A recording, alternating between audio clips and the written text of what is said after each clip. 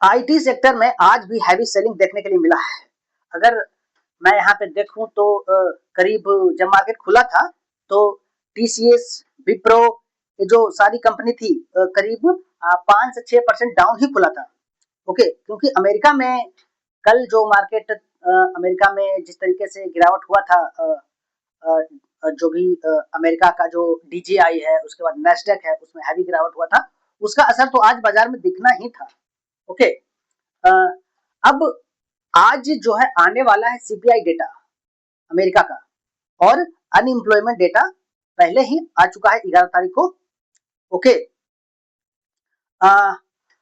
क्योंकि यही तय करेगा कि फेडरल रिजर्व इंटरेस्ट रेट को कब कम करेगा, और इन्फ्लेशन उम्मीद से ज्यादा रहता है तो रेट लंबे समय तक ऊंचे रह सकते हैं, जिससे ग्लोबल कंपनीज अपने खर्च को लेकर सावधान रहेगी।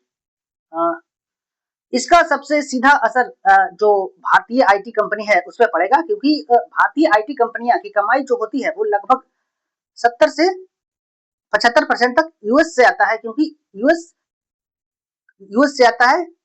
ओके, जो भी कंपनियां हैं जैसे कि टीसीएस हो गया, इन्फोसिस हो गया, विप्रो हो गया, एचसीएल हो गया, ये सब सारी कंपनियां जब यूएस में इंटरेस्ट रेट ऊंचे रहते हैं तो वहां की जो कंपनियां नए आईटी प्रोजेक्ट शुरू करने में देरी करती है, बजट को कंट्रोल में रखती है, और केवल जरूरी खर्चे ही करती है, जिससे क्या होता है कि जो इंडियन आईटी कंपनी की डील पाइपलाइन धीमी हो जाती है। ओके, और रेवेन्यू ग्रोथ पर भी दबाव पड़ता है।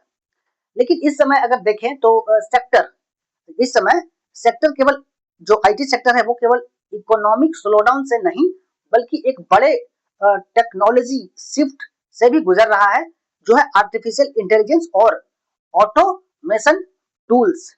ओके, इसके आने से क्लाइंट वही काम कम लोगों के साथ और कम समय में करना चाहते हैं।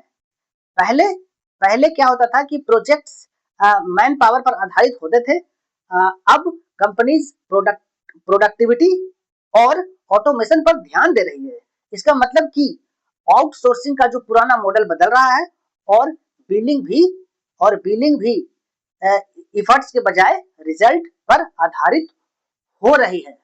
ओके, दूसरी तरफ जो टेक्नोलॉजी स्पेंडिंग का सबसे बड़ा हिस्सा अब एआई इंफ्रास्ट्रक्चर, क्लाउड माइग्रेशन और डेटा प्लेटफॉर्म्स पर जा रहा है।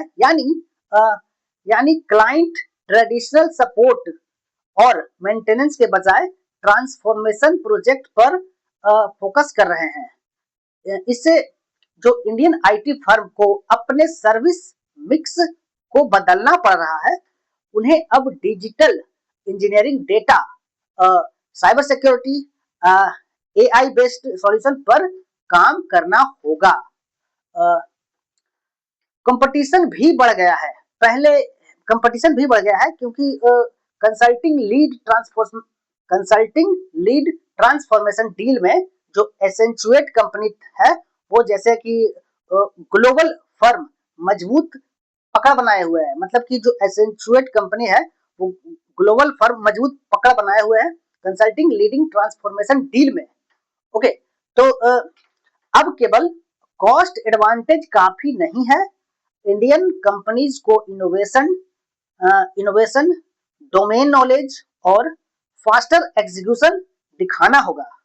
ओके, इंडियन आईटी सेक्टर इस समय जो शॉर्ट टर्म चैलेंज और लॉन्ग टर्म ट्रांसफॉर्मेशन दोनों का सामना कर रही है।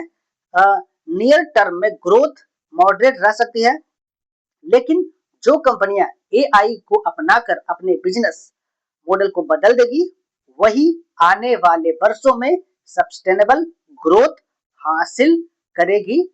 यह स्लो डाउन नहीं बल्कि इंडस्ट्री के नए फेज में प्रवेश का समय है।